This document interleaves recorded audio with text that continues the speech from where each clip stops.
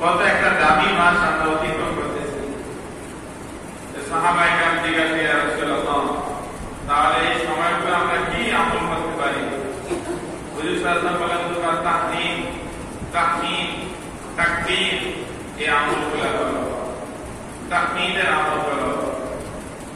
তাহলিলের আমল করো। তাহলিল মানে আলহামদুলিল্লাহ, সুবহানাল্লাহ, আলহামদুলিল্লাহ। তোমরা আল্লাহ তাআলা বেশি বেশি প্রশংসার যে শব্দগুলো আছে এগুলার জিকির সবসময় করো। তাহলিল মানে তোমরা লা ইলাহা ইল্লাল্লাহ এর জিকির বেশি বেশি করো। তাকবীর ওই যে আমরা যে তাকবীর আল্লাহু আকবার আল্লাহু আকবার, লা ইলাহা ইল্লাল্লাহ আল্লাহু আকবার আল্লাহু আকবার ওয়া লিল্লাহিল হামদ, এই তাকবীর তোমরা বেশি বেশি করতে থাকো। সাহাবায়ে কেরাম এই কথা শোনার পরে বাজারে যেতেন, তো ওখানে উচ্চ আওয়াজে বলতেন আল্লাহু আকবার আল্লাহু আকবার, লা ইলাহা ইল্লাল্লাহ আল্লাহু আকবার আল্লাহু আকবার ওয়া লিল্লাহিল হামদ। উপস্থিত যারা শুনতেন তারা জোরে জোরে বলতেন, যে পুরো বাজারের ভিতরে একটা পরিবেশ হয়ে যেত আমলের। আজকে আমলগুলো আমরা ভুলে গেছি, উম্মত থেকে আমলগুলো আজকে ছুটে গেছে। এখন আর বাজারে যাওয়ার তাকবীর দেওয়ার লোক নেই। এখন বাজারে হলো গল্প গুজবের একটা জায়গা, আড্ডা দেওয়ার জায়গা, ফায়েসের একটা জায়গা। অথচ সাহাবায়ে কেরাম এই আমলগুলো করতেন, এবং নারীরা যারা ছিল তারা বাড়িতে বসে বসে নিম্ন আওয়াজে এই তাকবীর, তাহলিল, তাসবিহ তারা আদায় করতেন। আর আমাদের নারীরা বাড়িতে বসে বসে, কালকে একজন একটা সাক্ষাৎকার শুনলাম যে ভারতকে আমরা কি দিছি, তারা আমাদেরকে কি দিছে। তাদের 32টা চ্যানেল আমাদের দেশে চলে, আমাদের একটা চ্যানেল তাদের দেশে চলে।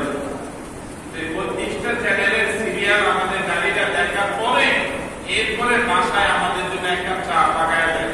এর আগ পর্যন্ত আমাদেরকে চা টেবিলে যাওয়ার সময় নেই, কারণ তার সিরিয়ালের শিডিউল এখনো বাকি আছে। আমরা কি পাইলাম আর কি দিলাম, কথাটা দেখলাম আসলেই বাস্তবতা। চা এক কাপ চাইছেন, এটা দেওয়ার সময় নেই, সেটা তো সিরিয়ালে আছে। সিরিয়াল শেষ হওয়ার পরে শুনে আপনাকে চা পাক করে দেবে। অথচ সাহাবায়ে কেরামের মাস্তুরা যারা ছিল, মহিলা যারা ছিল, এই সময়গুলোতে তারা এরকম তাহলিল, তাকবীর, তাহমিদ ঘরের ভিতরে তারা আদায় করতেন। মুখের ভিতরে শব্দ থাকতো সুবহানাল্লাহ, আলহামদুলিল্লাহ, ওয়া লা ইলাহা ইল্লাল্লাহ আল্লাহু আকবার। কখনো শব্দ থাকতো আল্লাহু আকবার আল্লাহু আকবার, লা ইলাহা ইল্লাল্লাহ আল্লাহু আকবার আল্লাহু আকবার ওয়া লিল্লাহিল হামদ। এগুলো তাদের ঘরে আমল ছিল। আলহামদুলিল্লাহ এই বিষয়গুলো আমাদের গ্রাম পর্যায়ে এখন আছে। আমি যেদিন আগে বাড়িতে গেলাম, অনেক মহিলা জিজ্ঞাসা করলো যে রোজা কোন দিন রাখবে, কোন দিন থেকে সেহরি খাবে, এরপরে কি আমল করবে। আর আমাদের সবার আধুনিক জানা, এত তো ওই আমল জানার সময় নেই, এদের সিরিয়াল জানার সময় কোনটার পরে কোনটা। এই সময়গুলোতে নিজেরও আমলমুখী হওয়া আর নিজের ঘরের ভিতরে আমলের পরিবেশ কায়েম করা। কারণ আল্লাহ তাআলা এই সময়গুলো আমাদের জন্য দামি রাখছেন। এই সময়গুলোতে আমরা হজে যাইতে পারি না। হাজিরা এই সময় বাইতুল্লাহ তওয়াফ করতেছেন, এই সময় তারা সাই করতেছেন, এই সময় পাগলের মতো আল্লাহ তাআলার নাম তারা জপতেছেন। এরপরে তারা মিনার প্রান্তে কুরবানি করবেন, আরাফার ময়দানে অবস্থান করবেন। এই যে তারা আমলগুলো করতেছে, আমরা তো দেশের থেকে পারি না, দেশের থেকে আমরা এই আমলগুলো করি। তাহলে আল্লাহ তাআলা এদের সাথে আমাদেরকে মিলিয়ে নেবেন। এদের তাকবীরের সাথে আমাদের তাকবীর মিলবে, এদের নামাজের সাথে আমাদের নামাজ মিলবে। হইতে পারে এক হাজী সাহেব বাইতুল্লাহর সামনে রেখে দোয়া করতেছেন, ওই মুহূর্তে আমিও দোয়া করতেছি, আল্লাহ তাআলা ওই হাজী সাহেবের দোয়াকে কবুল করেছেন, ওই উসিলায় আমার দোয়াকে আল্লাহ কবুল করেন। সুবহানাল্লাহ। এজন্য এই সময়গুলোতে আমলের সাথে ব্যয় করা, আমলের সাথে। হুজুর সাল্লাল্লাহু আলাইহি ওয়াসাল্লাম এই সময়গুলো আমলকে শিখাইছেন। দিনের আমল, রাতের আমল, রাতে তাহাজ্জুদের আমল করো, নফল নামাজে আমল করো, দিনের বেলা রোজার আমল করো। তাহলে ইসলামের যত বিধান আছে সমস্ত বিধানগুলো এই সময় আদায় হয়। এই জন্য এই 10টা দিন আল্লাহ তাআলার কাছে খুব দামি। স্বয়ং আল্লাহ তাআলা কোরআনের ভিতরে শপথ খাইছেন এই 10 দিনে, ওয়াল ফাজরি ওয়া লায়ালিন আশর ওয়াশ শাফঈ ওয়াল ওয়াতরি। কসম খোদা, ওয়াল ফাজরি ফজরের সময়ের কসম, ওয়া লায়ালিন আশর এই 10 দিনের কসম, জিলহজ মাসের এই 10 দিনের কসম, ওয়াশ শাফঈ ওয়াল ওয়াতরি এই 10 দিনের মাঝে সংখ্যক দিন হোক আর জোর সংখ্যক দিন হোক, উভয়ের কসম খায় আল্লাহ তাআলা কসম খাইছেন। তাহলে আল্লাহ তাআলা যে 10 দিনের কসম খাইলেন, ওই 10 দিন আল্লাহ তাআলার কাছে কত দামি, কত দামি বিষয়টা হইলে আল্লাহ তাআলা কসম খায়া বলেন। যেমন সময় মানুষের কাছে খুব দামি, এই জন্য আল্লাহ তাআলা সময়ের কসম খায়া বলছেন, ইন্নাল ইনসানা লাফি খুসর। সময়ের কসম, প্রত্যেকটা মানুষ ক্ষতিগ্রস্ত। তাহলে যে জিনিস দামি হয়, ওই দামি জিনিসের কসম আল্লাহ তাআলা বিভিন্ন জায়গায় খায়া ওই জিনিসের গুরুত্ব বুঝাইছেন। যেমন অন্যত্র আল্লাহ বলছে ওয়াফাল কুরআনিল মাজিদ, কসম খোদার কুরআনের কসম। তাহলে কুরআনকে আল্লাহ তাআলা সামনে রাখছেন। ইয়াসিন আল কুরআনিল হাকিম ইন্নাকা লামিনাল মুরসালিন, এখানে নবীর রিসালাতের কসম খাইছেন। তাহলে বড় বড় জিনিসকে সামনে রেখে আল্লাহ কসম খায়া কোন একটা বিষয়ের গুরুত্ব বোঝায়। আল্লাহ ওয়ালা ইয়ালিন আশ, 10 দিনের কসম খাইলেন, তার মানে আল্লাহ তাআলার কাছে এই জিলহজ মাসের 10টা দিন খুব দামি, খুব দামি। কিন্তু আমরা পুরো সময়টাই এখন গাফলতির মাঝে আছি। আল্লাহ তাআলা বান্দাকে চায় আস্তে আস্তে তাকে একটা তারাক্কি আর উন্নতির পর্যায়ে নিয়ে যেতে। 10 দিন আমল করতে করতে তার সামনে আরাফাত দিন 9 তারিখ চলে আসবে। হুজুর সাল্লাল্লাহু আলাইহি ওয়াসাল্লাম বলে, যদি আমার উম্মত এই 8 দিন রোজা রাখতে নাও পারে, যদি আরাফাত দিনে রোজা রাখে, 9 তারিখের দিন রোজা রাখে, তা আমার বিশ্বাস যে আল্লাহ তাআলা এই একটা রোজার ওসিলায় আমার উম্মতকে পিছনে এরকম ভাবে 1 বছর রোজা রাখার থেকে বেশি সওয়াব আছে। সুবহানাল্লাহ। এবং আমার আরো বিশ্বাস আল্লাহর প্রতি যে আল্লাহ আমার উম্মতকে ক্ষমা করে দেবেন। কত বড় আশা নবী আল্লাহর গাফলতির মাঝে।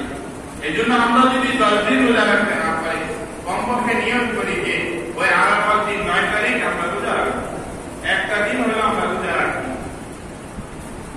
এইজন্য ওলামায়ে কেরাম বলেন যে 1 তারিখের 9 তারিখের ব্যাপারে যদি সারা পৃথিবীতে ইখতিলাফ করে কোন দিন 9 তারিখ গাইডে বলা যায় না, তাহলে আগের দিন সহ রাখো, তাহলে তো আমরা 9 তারিখ পেয়ে যাব।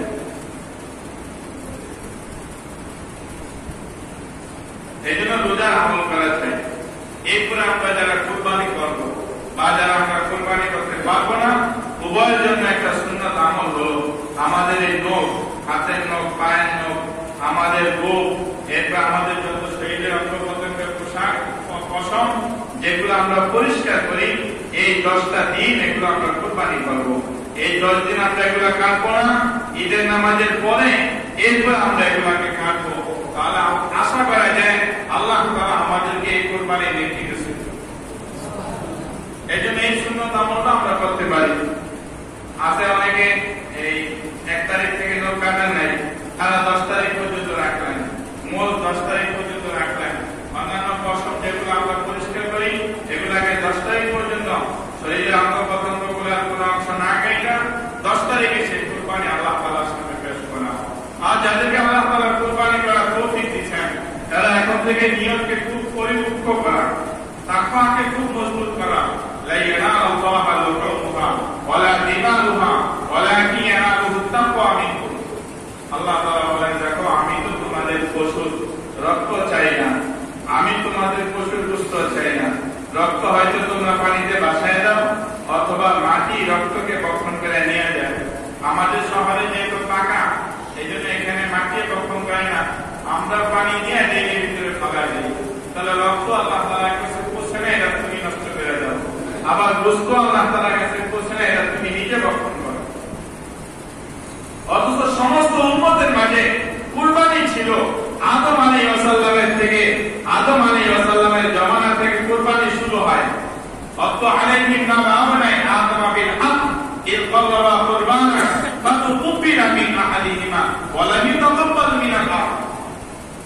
আদম আলাইহিস সালামের দুই ছেলে হাবিল এবং কাবিল দুইজন কুরবানি পেশ করেছেন। যার তাকওয়া ছিল, যার ইখলাস ছিল, ওই হাবিলের কুরবানি আল্লাহ তাআলার কাছে পছন্দনীয় ছিল। উপরের থেকে আল্লাহ তাআলা আগুনকে পাঠিয়ে দিলেন, ওই কুরবানিকে জ্বালায় দিল, ওই পশুকে জ্বালায় দিল।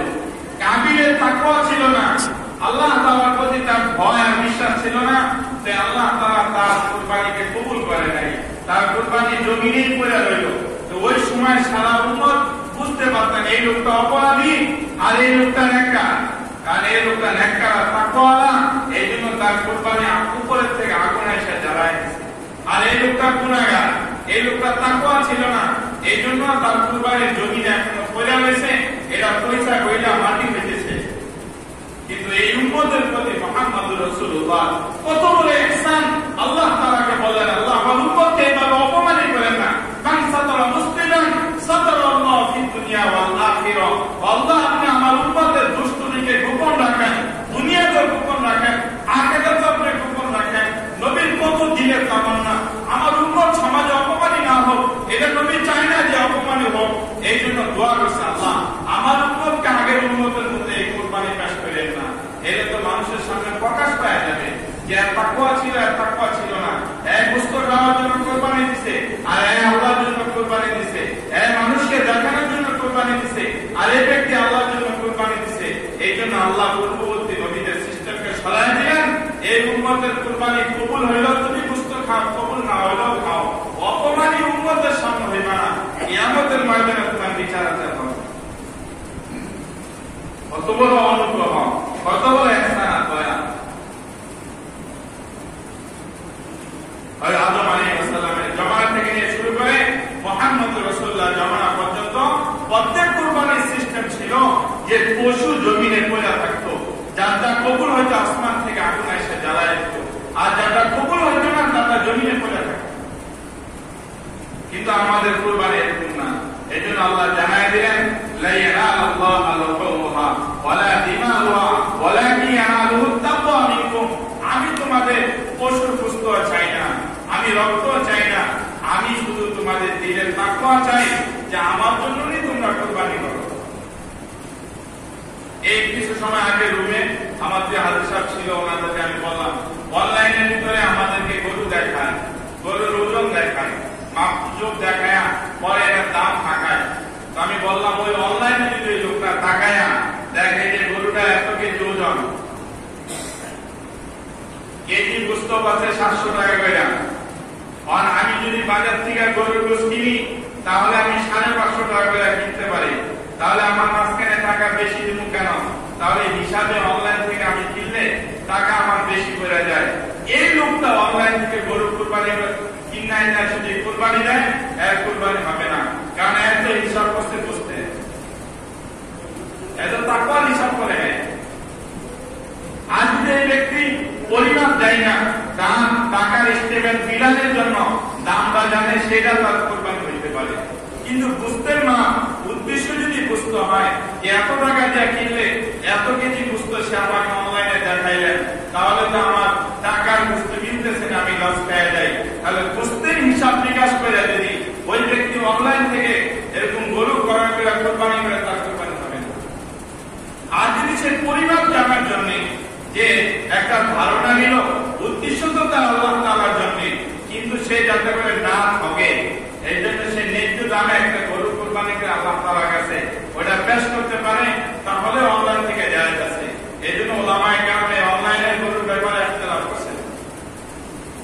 যেহেতু আমরা এখন পরিবেশ পরিস্থিতিতে শিকার, অনেকে অনলাইন থেকে ক্রয় বিক্রয় করবেন, তবে উদ্দেশ্য যাতে গোশত না থাকে।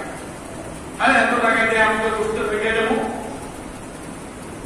আর যদি তারা আপনাকে দোকান পালায় যে আপনাকে দেখাইলো ওয়েবসাইটে এক সিস্টেমের গরু, আপনার বাসায় গোশত পৌঁছায় দিলেন আরেক গোশত, তাহলে তো সে আপনাকে দোকান পালাইলো, সে আল্লাহ তাআলার কাছে জবাব দিতে পারে। এই জন্য আমরা এখন খুব একটা ভয়াবহ পরিস্থিতির মাঝে আছি। এই অনলাইন ব্যবসার ক্ষেত্রে কি বাটপারি, এটা বোঝা আমাদের সবার পক্ষে সম্ভব না। সে পাঠা আবিষ্কার করছে মাইরালা, তাই তো সমস্যার সমাধান এই বেড়ার সময় আছে। কে যে কারেক্ট কোন সিস্টেমে লাইট দিতেছে না বোঝা বড় মুশকিল। আরে টেস্টে নেগেটিভ দিয়ে দাও, আরে পজিটিভ দিয়ে দাও, শুধু একটা সাইন করে দাও, টাকা নিয়ে নাও, টেস্ট পরে করবো নি, আর নমুনা যা কিছু যে রাত মিলিয়ে পাওয়া যাবে। আরে যে জালিয়াতির কারণে, যে জুলুমের কারণে, যে ব্যভিচারের কারণে এই ভাইরাস আসতো, ওই ভাইরাস টেস্ট করতে যায় যদি আবার জালিয়াতি করে, তো এই ভাইরাস দূর হইব কিভাবে এটা কল্পনা করা যায় যে আল্লাহ এটা সরাইবেন? একটু ভয় নাই, একটু ভীতিও নাই আজকে আমাদের মাঝে। কত জালেম আমরা হয়ে গেলাম।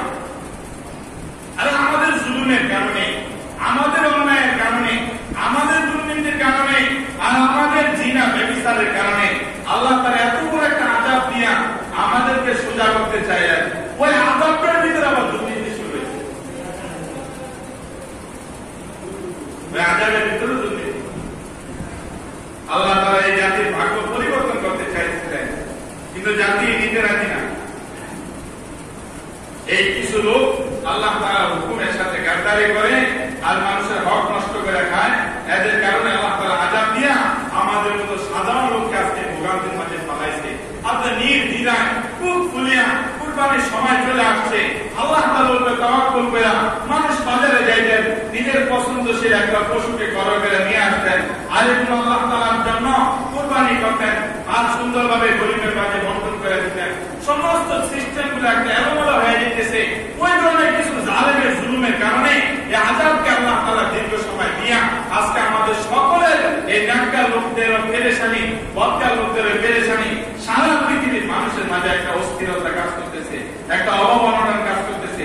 এই সকল জালেমরা যখন ঠিক হয়ে যাবে, তওবা করবে, তখনই তো আল্লাহ তাআলা আমার পরিবেশটাকে সুন্দর করবে। বড় আফসোসের বিষয় আল্লাহ তাআলার আযাবের সাথে দুর্নীতি। আমার আজকে কয়েকটা দিন শুধু এদের দুইজনের সংবাদ পড়িয়া মেজাজটা খারাপ হয়ে যায়। সরকার এদেরকে বিচার না করে যদি জনগণের হাতে দিয়ে দিত, আমরা সাইজের একটা বিচার করে পৃথিবীর ভিতরে দৃষ্টান্ত কায়েম করে দিতাম যে না, বিচার এভাবে করতে হয়, বিচার এভাবে করতে হয়। কত বড় জালেম মানুষের মৃত্যু নিয়ে খেলা করতেছে, কত বড় জালেম আল্লাহ তাআলা আযাব নিয়ে খেলা করতেছে। এদের মাঝে বিন্দু মাত্র কোনো ভয় নাই।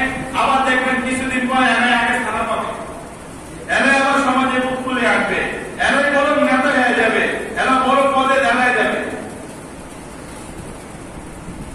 বড় আফসোসের বিষয়।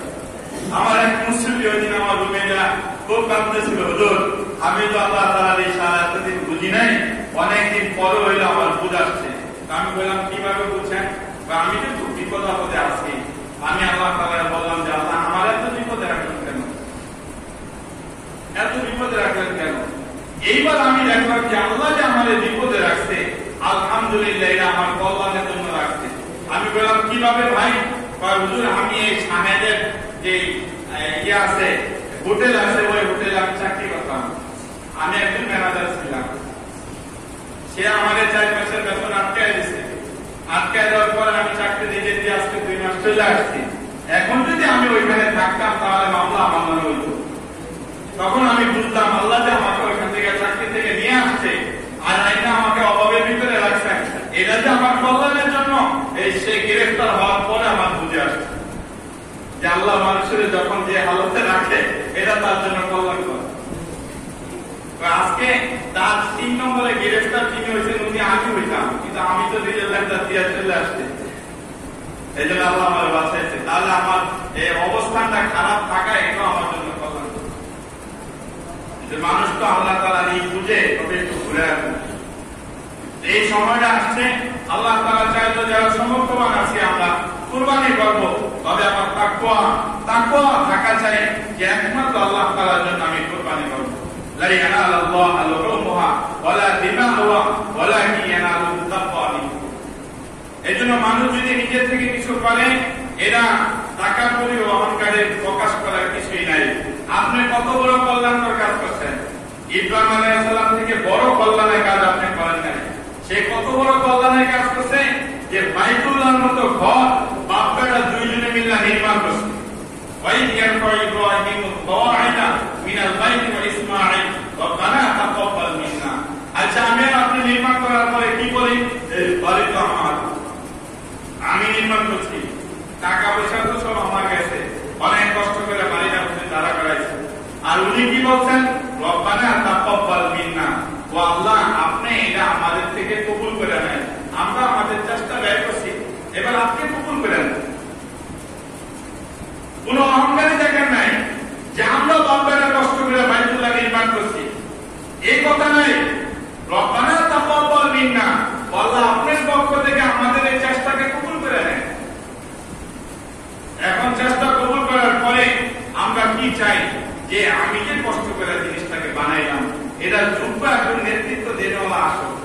যে আপনাদের এই আসনের বিবরণ আজকে ব্যাপারে দিছে। আগে যিনি ইন্তেকাল করলেন খুব দেশপ্রেমিক ছিলেন, খুব কর্মকর্মী ছিল, আর এই দলের জন্য নিবেদিত প্রাণ ছিলেন। অতএব এই আসনে আমরা দ্বিতীয় আরেকজন প্রার্থী চাই যিনি তার মতো কর্মঠ হবেন, দলের জন্য এরকম ভাবে এই দেওয়ানা হবেন, এরকম ভাবে জনগণের উপকারের জন্য কাজ করবেন, এরকম একজন যোগ্য প্রার্থী ওনার স্থলাভিষিক্ত আমরা চাই। এটা হলো এই এলাকার জনগণের বক্তব্য আসছে। তো ঠিক হযরত ইব্রাহিম আলাইহিস সালাম বাইতুল্লাহ বানানোর পরে এবার উনি এলাকার যোগ্য উত্তরাধিকারী আল্লাহ তাআলার কাছে চাইলেন, রব্বানা ওয়াসফিহিম রাসূলাম মিনহুম ইয়াতলু আলাইহিম আয়াতি ওয়া ইউআল্লিমুহুমুল কিতাব ওয়াল হিকমা ওয়া ইউযাক্কিহিম। ওয়া আল্লাহ, আপনি আমাদের পুরো খানদানের সিরিয়াল থেকে একটা যোগ্য ছেলেকে প্রেরণ করেন, যে বাইতুল্লাহ দায়িত্বে আসবে, যে বাইতুল্লাহকে কেন্দ্র করে সারা পৃথিবীর ভিতরে হেদায়েতের হাওয়াকে চালু করে দেবে, এরকম একজন সন্তান আল্লাহ আপনি পাঠান। আল্লাহ তাআলা ওনার এই দোয়াকে কবুল করে তার খানদান থেকে মুহাম্মদুর রাসূলুল্লাহকে পাঠিয়েছেন, যোগ্য উত্তরসূরি পাঠিয়েছেন।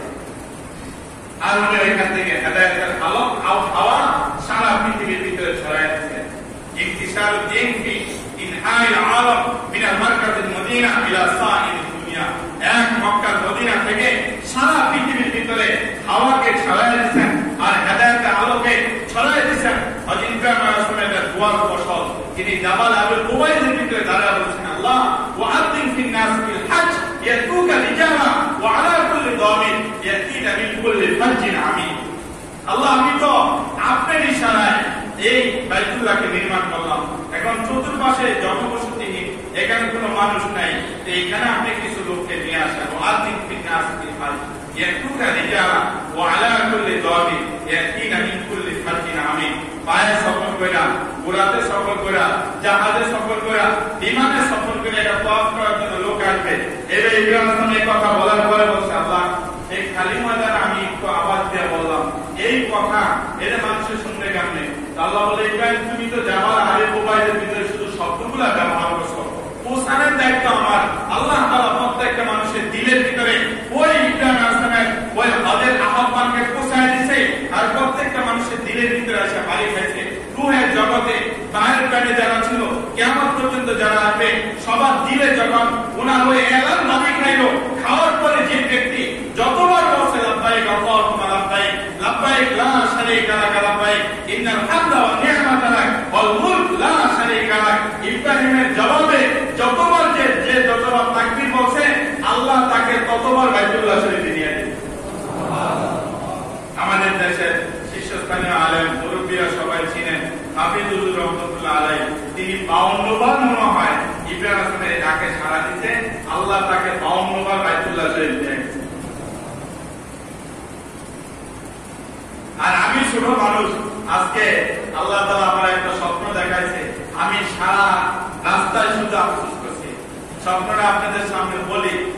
এই যে পরিবেশ পরিস্থিতি যাইতেছে, আমি দেখলাম যে এখানে জুমার নামাজ পড়াইছি আজকে। পড়ানোর পরে যখন রুমে গেলাম, তখন এক এজেন্সি আমার ফোন দিল যে হুজুর আজকে তো এরকম ভাবে উমরার ভিসা করছে, আপনি উমরায় যাবেন কি? আমি বললাম আমার তো দিলের তামান্না ছিল উমরায় যাবো। 5টা পর্যন্ত সময়, 5টা পর্যন্ত ফ্লাইট। আমি এখান থেকে তাড়াতাড়ি ইঞ্জিনিয়ার মাদ্রাসায় গেলাম, বুঝগাছ করে টাকা পয়সা 70,000 টাকা পকেটে লয়া রওনা দিয়ে আবার সিএনজিতে উঠছি। এবার পকেটে হাতে দিকে আমার ন্যাশনাল আইডি কার্ডটা আছে, পাসপোর্টটা আমি মিরপুরে আমার মনের বাসায় রাখছি। এবার 5টা বাজে আসতে আর আধা ঘন্টা বাকি আছে, 4:30 আমার ওইখানে পাচ্ছি। কোন সময় মিরপুরে আমো আর পাসপোর্ট নিয়ে কোন সময় এয়ারপোর্টে আসো, এই এটুকু দেখার পর আমার স্বপ্নটা ভেঙে গেছে।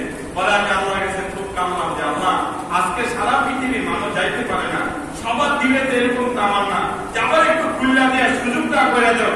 মানুষ কিভাবে পাগলের মতো দৌড়ায়, এই দৃশ্যটা তো আপনি দেখবেন। এই জন্য আমার পরিবেশটা আপনি একটু খুল্লা দেন, মানুষগুলো আমার দিল খুল্লা বাইতুল্লাহ দিকে যাক। প্রত্যেকটা মানুষের দিল আজকে বাইতুল্লাহর সাথে লটকানো।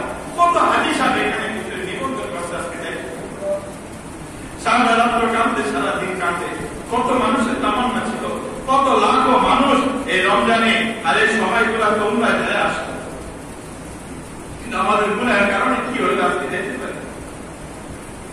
আল্লাহ কাছে খুব দোয়া করছে, আল্লাহ আপনার স্বপ্নকে বাস্তবায়ন করে আপনার দ্রুত আমাদের দেশ থেকে মানুষ যাওয়ার পরিবেশ করেছে। সবাই বলেন আমিন। একটা রাস্তা আমাদের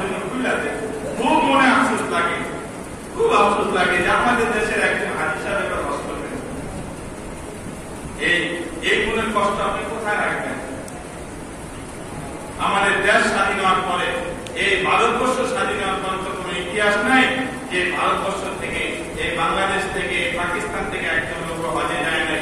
এই ইতিহাস তো এই পৃথিবীর ভিতরে নাই। এইবার তো ইতিহাস কায়েম হয়েছে। তাহলে আমাদের এই পাপ কি পরিমাণ ভারী হয়েছে। আল্লাহ তাআলা আমাদের জন্য বাইতুল্লাহকে বন্ধ করে দিয়েছে। এই জন্য আল্লাহ তাআলার কাছে খুব দোয়া করা হয়, আল্লাহ যাতে করে এই পরিবেশটা সৃষ্টি করে দেয়। এই জন্য আমরা যারা এখন হাট বাজারে যাবো বা যেভাবে আমরা খরচ করি তাকওয়াটাকে আমরা ঠিক রাখি, যাতে করে আমার কুরবানিটা সেইভাবে হয়।